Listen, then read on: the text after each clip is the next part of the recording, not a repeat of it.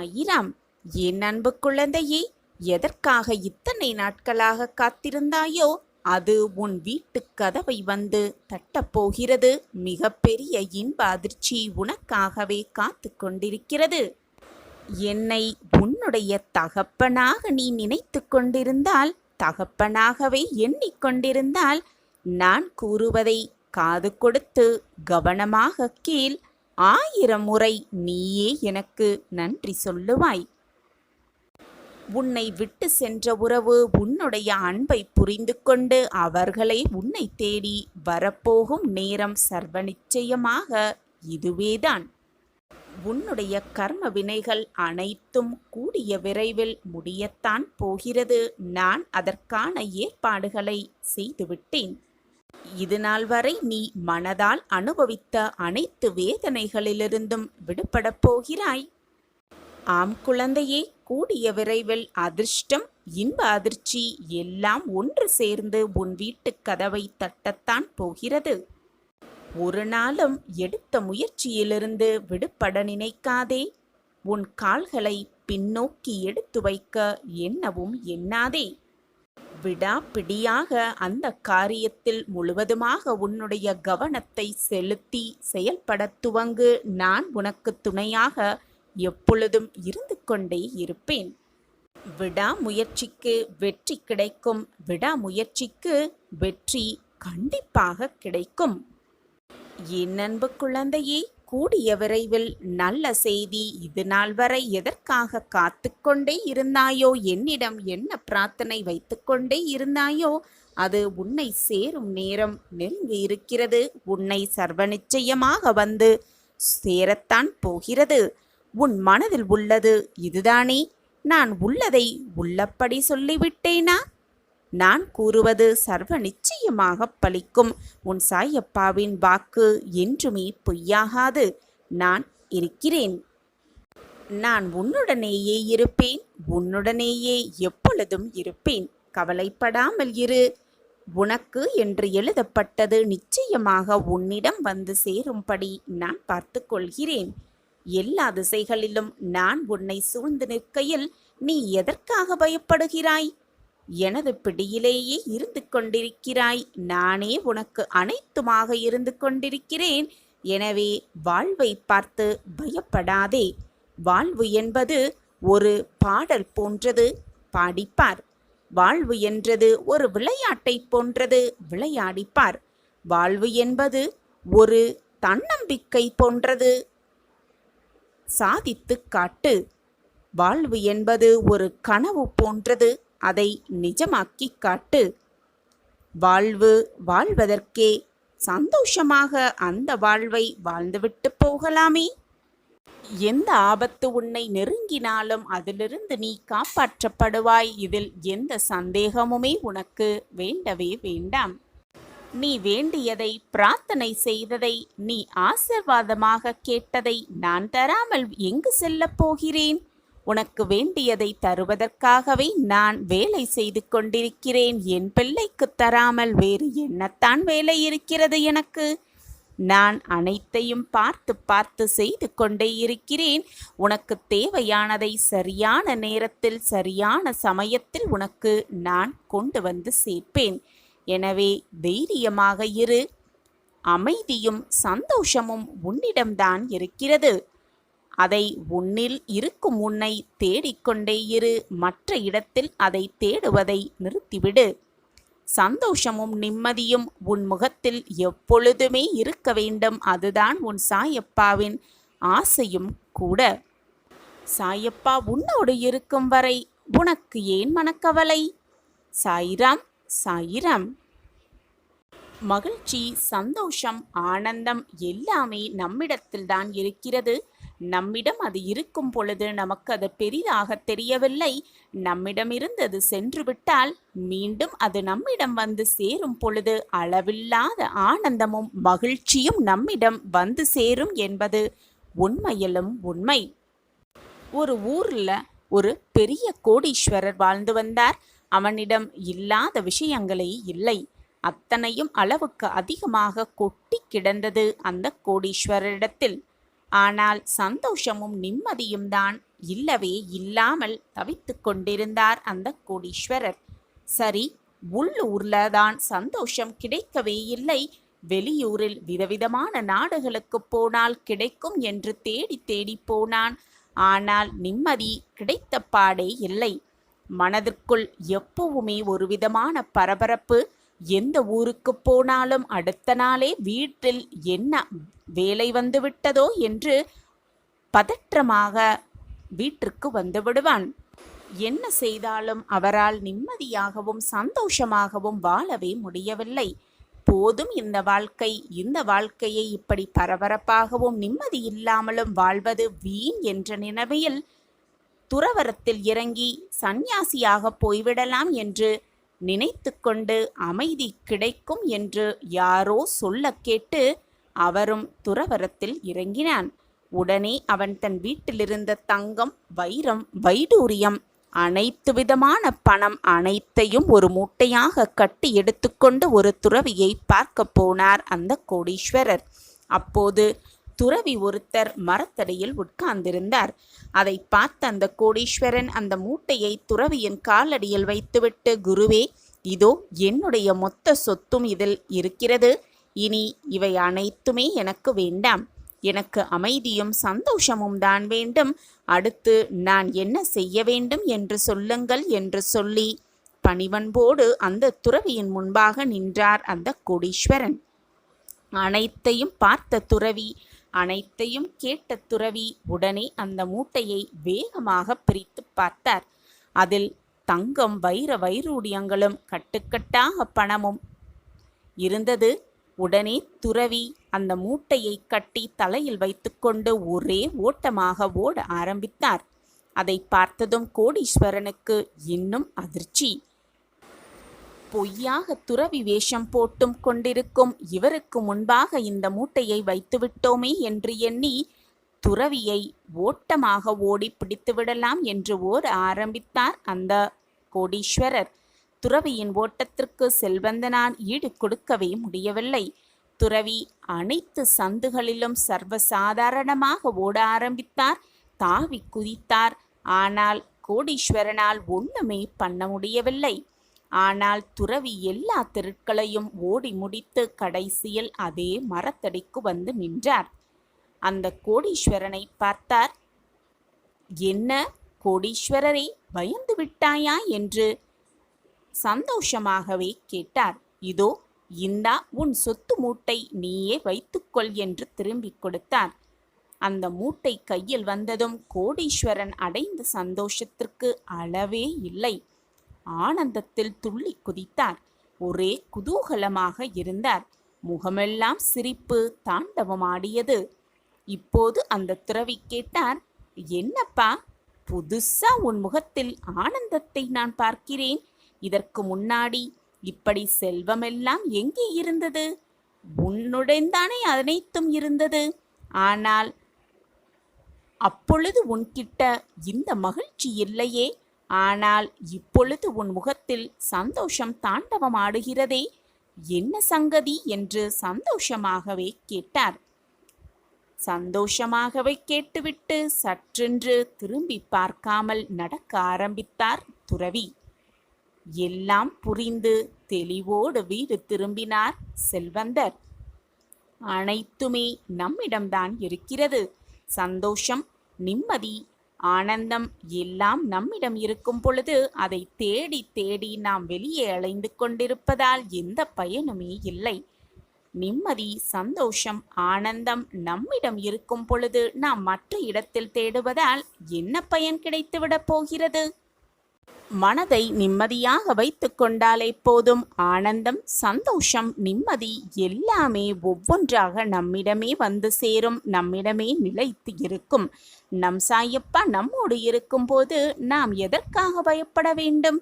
நமக்கு என்று எழுதப்பட்டது நிச்சயமாக பாபா நம்மிடம் வந்து கொடுப்பார் என்ற நம்பிக்கையோடு இருக்கலாம். வாழ்வில் நிம்மதியாகவும் சந்தோஷமாகவும் வாழலாம். சாயப்பா இருக்க நமக்கு ஏன் மனக்கவலை? நீ இஷ்டப்பட்ட அனைத்தையும் உன் கையில் நான் சேர்க்கப் போகிறேன். உன் முகத்தில் ஆனந்தத்தை பார்க்க நானும் ஆவலோடு காத்து கொண்டிருக்கிறேன். உன் வீட்டிற்கு நான் வரப்போகிறேன், என்னை வரவேற்க தயாராக இரு. கண்களை நம்பிக்கையோடு திறந்து பார். நான் உன்னை தேடி வந்திருப்பதை நிச்சயமாக உணர்வாய். நம்பிக்கை குறைகிறது என்று நீ நினைக்கும் தருவாயில் உன் வெளியில் நான் உன் சாய் தேவா செயல்படத் துவங்குவேன். நம்பிக்கை இழக்கும் நேரம் ஒன்றை புரிந்து கொள். பந்தய கோட்டிற்கும் உனக்கும் 1 அடி தூரம்தான் வித்தியாசம் இருக்கிறது என்று. அந்த தருணத்தில் நான் உன் பொறுமையும் நம்பிக்கையும் இழக்கும் மனநிலை, சக்தியில்லாத சூழ்நிலை உருவாகும். அதை கவனத்திற்கு எடுத்துக்கொள். உனக்கான சக்தியாய் உன்னிடத்தில் நான் இருந்து உனக்கு அனைத்து தெம்பையும் தந்து கொண்டே இருப்பேன். உன் சாயப்பா உன்னோடு இருக்கும்போது உனக்கு ஏன் மனக்கவலை? தரும் இந்த வாக்கை சர்வ சாதாரணமாக நினைத்து கடந்து விடாதே என் பிரியமே. சாயிநாதரே, என்னுடைய அன்பை பலர் தவறாக நினைத்து கொண்டிருக்கிறார்கள், தவறாக பயன்படுத்தி கொண்டிருக்கிறார்கள் என்று வருத்தப்பட்டு கொண்டிருக்கிறாய். என் அன்பை புரிந்து கொள்ளாமல் என் மனதை வேதனைப்படுத்தி கொண்டிருக்கிறார்கள் என்று புலம்பியும் கொண்டிருக்கிறாய். ஆனால் உண்மை என்னவென்று தெரியுமா என் கண்மணியே? உன்னை அவர்கள் கஷ்டப்படுத்தவில்லை, உன் மனதை அவர்கள் காயப்படுத்தவும் இல்லை. உன்னுடைய கஷ்டத்தையும் உனக்கு வந்திருக்கும் சங்கடங்களையும் அவர்கள் ஏற்றுக்கொள்கிறார்கள் என்றுதான் அர்த்தம். ஏனென்றால் நீ கஷ்டப்பட்டு கொண்டே இருக்கிறாய் என்றாலே உன் கர்மா கொஞ்சம் கொஞ்சமாக குறைந்து கொண்டிருக்கிறது என்றுதான் அர்த்தம். எனவே மற்றவர்கள் செய்யும் செயலால் நீ வேதனைப்பட்டாலும் உன்னுடைய கர்ம வினைகளின் வலிமை குறைகிறது என்பதால் நிம்மதி கொள் என் கண்மணியே. மற்றவர்களைப் பற்றி நீ கவலைப்படத் தேவையில்லை. உன் அன்பை புரிந்து கொள்ளாதவர்கள், உன்னை வேதனைப்படுத்துபவர்கள் அவரவர் கணக்கை அவரவர்கள் அனுபவித்துதான் ஆக வேண்டும். அவர்களை நான் பார்த்து கொள்கிறேன் என் குழந்தையே. எந்த சூழ்நிலையிலும் இழந்து போனதையும் உனக்கு வராமல் போனதையும் நினைத்து நினைத்து கவலைப்படாதே. நடப்பது அனைத்தும் நன்மைக்கே என்ற நினைப்போடு உன்னுடைய லட்சியத்தை நோக்கி நீ முன்னேறிக் கொண்டே இரு. நடப்பது அனைத்தும் நன்மைக்கே என்று சொல்கிறீர்களே சாயப்பா, என்னையும் அப்படி எண்ணிக்கொள்ள சொல்கிறீர்களே. ஆனால் என் வாழ்க்கையில் எந்த மாற்றமும் நிகழவே இல்லையே என்று நீ கேட்பது எனக்கு புரிகிறது. பொறுத்துக்கொள். பொறுமைக்கு தக்க பரிசு கூடிய விரைவில் உன்னிடம் வந்து சேரும். இதுவரை பொறுமையாக காத்திருந்தாய் அல்லவா? இன்னும் சிறிது நேரமே உன்னுடைய பொறுமைக்கான பதில் நான் உனக்கு தருவேன். சர்வ நிச்சயமாக தருவேன். உன்னுடைய வேண்டுதல் கேட்கப்பட்டது என் குழந்தையே. உன் வேண்டுதல் நிச்சயமாக பலிக்கும். நீ படும் துன்பத்தையே பெரிதாக நினைத்து நினைத்து வருந்திக் கொண்டிருக்கிறாய். அப்படியல்ல. இந்த வாழ்க்கையில் உள்ள அனைவருக்குமே இன்பமும் துன்பமும் மாறி மாறி வந்து கொண்டேதான் இருக்கும். இன்பம் மட்டுமே யாருக்கும் நிரந்தரமாக இருந்து விடுவதும் இல்லை, துன்பம் எல்லோருக்கும் நிரந்தரமாகவும் இருந்துவிடவும் இல்லை. மாறி மாறி வந்தாதான் அதுதான் வாழ்க்கை. அந்த வாழ்க்கையில் எப்படி நீ போராடி ஜெயிக்கிறாய் என்பதுதான் உனது வெற்றியில் அடங்கி இருக்கிறது. எனவே எது வந்தாலும் நம்பிக்கையோடு போராடு, தைரியமாக இரு. மனதை வீணாக காயப்படுத்தாதே, உன் கண்ணீரை வீணடிக்காதே. அனைத்திற்கும் சாட்சியாக நான் இருக்கிறேன். என் மேல், உன் சாய் அப்பா மேல் என்னதான் கோபம் உனக்கு என் குழந்தையே? தேவையில்லாத பிரச்சனையை நினைத்து நினைத்து உன் மனதை போட்டு குழப்பிக்கொண்டே இருக்காமல் உன்னுடைய அன்றாட வேலைகளில் உன் கவனத்தை செலுத்து. நான் உனக்காக வேலை செய்து கொண்டுதான் இருக்கிறேன் என் குழந்தையே. நீ திறம்பட எடுக்கும் முடிவுதான் நீ யார் என்பதை தீர்மானிக்கவும் செய்யும். இந்த உலகத்திற்கு உன்னை உணர்த்தவும் செய்யும். அதுதான் உன் வாழ்க்கையையும் தீர்மானிக்கும். மனம் திருப்தியே அடையவில்லை என்றால் உன்னால் எதையுமே சாதிக்கவும் முடியாது, வாழ்க்கையில் வெற்றி பெறவும் முடியாது. முதலில் நான் நன்றாக இருக்கிறேன், நன்றாக சந்தோஷமாக வாழ்ந்து கொண்டிருக்கிறேன் என்று உனக்குள்ளே சொல்லிக்கொண்டே இரு. இப்படி சொல்லிக்கொண்டே இருக்கும் பொழுது உன் வாழ்க்கையில் நடக்கும் அதிசயத்தை நீயே உணர்ந்து கொள்வாய். உனக்கு வந்திருக்கும் நல் அதிர்ஷ்டத்தை தவிர்த்துவிட்டு பின் தவிக்காதே. நம்பிக்கையோடு இதை முழுவதுமாக கேள். இறுதியில் மகிழ்ச்சியில் நீயும் துள்ளி குதித்து திக்கு முக்காடப் போகிறாய். உனக்கான நல்ல செய்தி, உனக்கான நல்ல நிகழ்வு, உனக்கான மங்கள நிகழ்வு உனக்காகவே சர்வ நிச்சயமாக காத்திருக்கிறது. இந்த உலகத்தில் எதுவுமே நிரந்தரம் இல்லை என்ற உண்மையை முதலில் நீ புரிந்து கொண்டாலே போதும், வாழ்வு சந்தோஷமாகவே இருக்கும். இன்பமோ துன்பமோ எதுவானாலும் வந்த வழி எதுவோ அந்த வழியே திரும்பிதானே ஆக வேண்டும். நிரந்தரமாக ஒரே இடத்தில் இருந்துவிட எதுவானாலும் முடியவே முடியாது. வந்த வழி சென்றுத்தான் தீர வேண்டும். உன்னை எதிர்மறையாக்கும் எந்த ஒரு நிகழ்வுக்கும் நேர்மறையாகவே அதற்கு நீ பதில் சொல்ல பழகிக்கொள். நீ நேர்மறையாக இருந்தால், உன் எண்ணமும் செயலும் நேர்மறையாகவே இருந்தால், எதிர்மறை எண்ணமும் செயலும் உன்னை நெருங்கவும் முடியாது, உன்னை அண்டவும் நான் விட்டுவிட மாட்டேன். நான் உனக்கு துணையாக பக்க பலமாக உன்னுள்ளேயே இருக்கிறேன். அப்படி இருக்கும் பொழுது நீ படும் துன்பத்தையும் வேதனையும் நான் அறிய மாட்டேனா? உன்னை சுற்றி இருக்கும் அந்த இறைவன் சர்வ வல்லமை பெற்ற இறைவனே. நீ கேட்பது பிரார்த்தனையாக வைப்பதை குறைந்த பட்சமாவது உனக்கு வழங்க முடியும், உனக்கு கொடுக்கவும் முடியும். திறக்கவே முடியாத கதவுகளை கூட அந்த இறைவனால் திறந்து காட்ட முடியும் என்ற பட்டியல் நீண்டு கொண்டேதான் இருக்கும். என் அன்பு குழந்தா, மற்றவர்களை பற்றி அதிகமாக நீ தெரிந்து கொள்ளவும் வேண்டாம். உன்னை பற்றி மற்றவர்களிடம் அகிதமாக பகிர்ந்து கொள்ளவும் வேண்டாம். உன்னுடைய சிக்கலெல்லாம் வெகு சீக்கிரத்தில் பறந்துவிடக்கூடும். நீ கஷ்டப்பட்டு வேதனையோடு வாழ்ந்த அந்த நாட்களெல்லாம் ஒரு முடிவுக்கு வரப்போகிறது. வந்தேதான் தீர வேண்டும். நீ நிர்ணயிக்கப்பட்ட காலம் வரை நீ வாழ்ந்துதான் ஆக வேண்டும், வாழ்ந்தேதான் தீர வேண்டும். அது நாள் வரை உனக்கு வழிகள் இருக்கத்தான் செய்யும். அதைதான் இப்பொழுது நீ அனுபவித்துக் கொண்டிருக்கிறாய். உண்மையாகவும் நம்பிக்கையோடும் அந்த வழிகளோடு போராடினால்தான் நீ அதிலிருந்து மீள முடியும், மீண்டு வர முடியும், நல்வாழ்வை வாழ முடியும். யாருமே எனக்கு துணையாக இல்லை, தோள் கொடுப்பார் எவருமே இல்லை என்று நீ புலம்பாதே. சற்று திரும்பிப்பார். உன்னருகில் நான் இருப்பதை உணர்ந்து கொள்வாய். உணர்ந்து கொள்ளும் நேரத்தையும் நான் உருவாக்குவேன். நான் உன்னை விட்டு விலகுவதும் இல்லை, உன்னை என்னை விட்டு விலகி போகும்படி நான் அறிவுறுத்தியதும் இல்லை.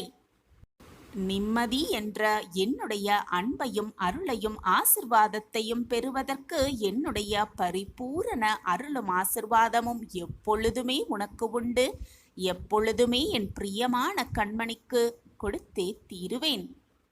நீ கொடுத்த மரியாதையும் நீ செய்த தானமும் மற்றவர்களுக்கு நீ செய்த துரோகமும் நிச்சயமாக சர்வ நிச்சயமாக உன்னிடம் திரும்பி வந்தே தீரும். அப்படி இருக்கும் பொழுது நீ பொதுவாக செய்வதை விட சிறப்பாக செய்துவிட்டு போகலாமே.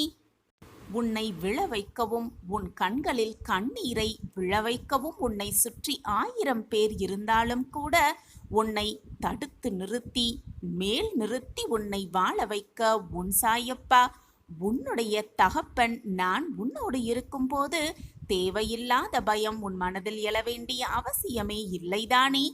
அளவற்ற கஷ்டத்தை அனுபவிக்கிறேனே என்று கவலைப்படாதே. அளவற்ற சந்தோஷத்தம் உனக்காக காத்திருக்கிறது. அதனால்தான் அளவற்ற கஷ்டத்தை அனுபவித்துக் கொண்டிருக்கிறாய் இப்பொழுது என்பதை தெளிவாக புரிந்து கொள். எப்பொழுதுமே நான் உனக்கு துணையாக இருப்பேன். ஒருவரின் குறையை தனிமையாக அவரிடம் போய் சொல். அதே போல ஒருவரின் பெருமையை கூட்டத்திடம் போய் சொல்லிப்பார்.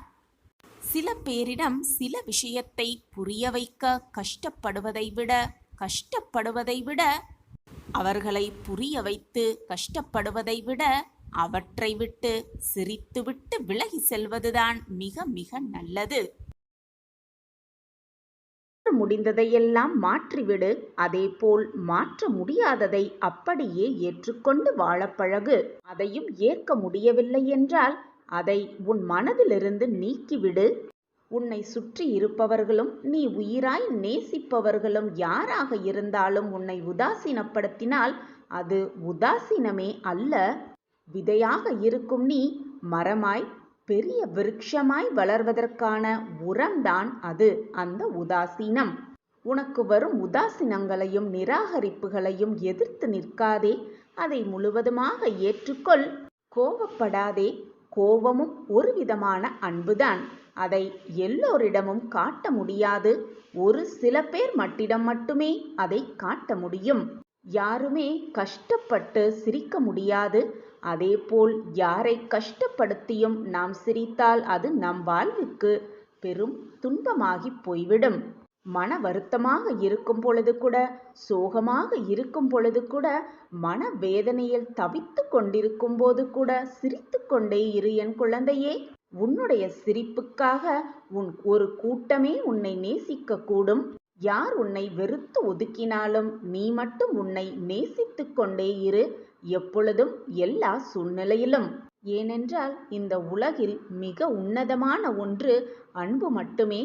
உன்னையே நீ நேசித்தால் உன்னை சுற்றி இருப்பவர்கள் நிச்சயமாக உன்னை நேசிப்பார்கள். உன்மேல் உண்மையான அன்பை பொழிவார்கள்.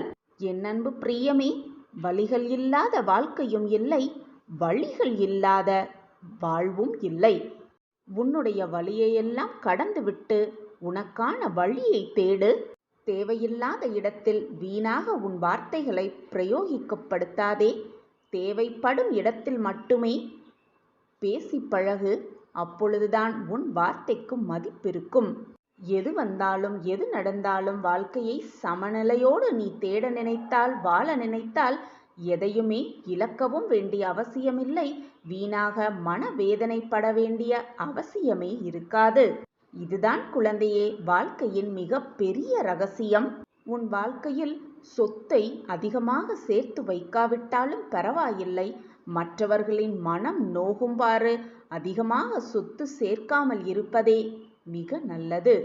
ஏனென்றால் நீ செய்யும் பாவத்தை சுமக்கப் போவது நீ அல்ல, உனக்கு பின்னால் வரும் உன் சன்னதிதான் என்பதை புரிந்து கொண்டு செயல்படு.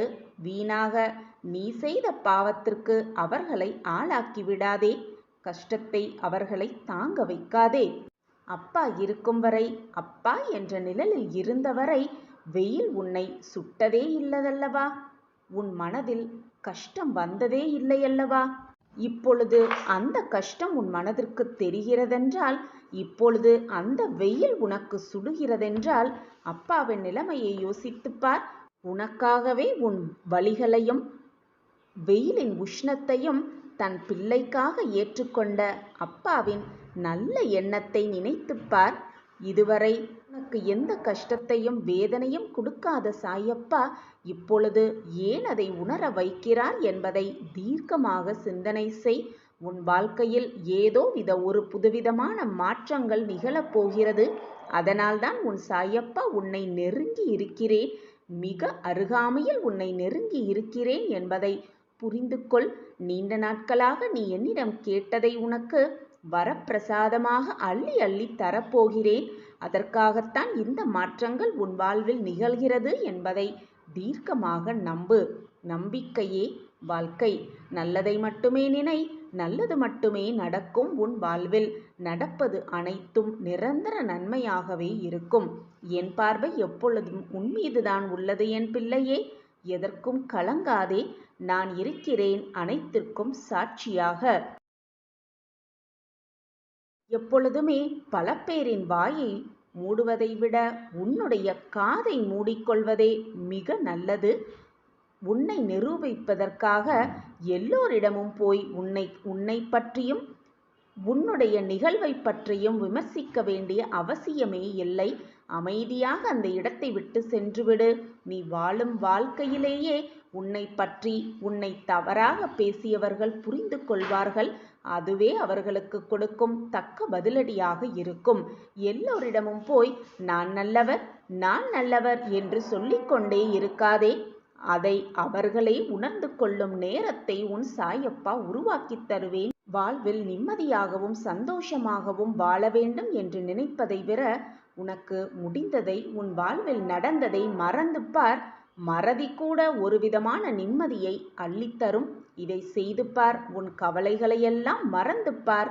உன் வாழ்க்கையில் புது பயணத்தை நீ தொடர்வதை நிச்சயமாக நீ உணர்வாய். மிக பிரகாசமான வாழ்க்கை உன் முன் காத்து கொண்டிருப்பதை உன் கண்களுக்கு நன்றாகவே புலப்படும். அதை நான் உனக்கு உணர வைப்பேன். குழந்தையே, உனக்கே வலித்தாலும் உன்னை சுற்றி இருப்பவர்களுக்கு வலிக்கக்கூடாது, அவர்கள் மனம் வேதனைப்படக்கூடாது என்று நினைப்பதுதான் உண்மையான அன்பு.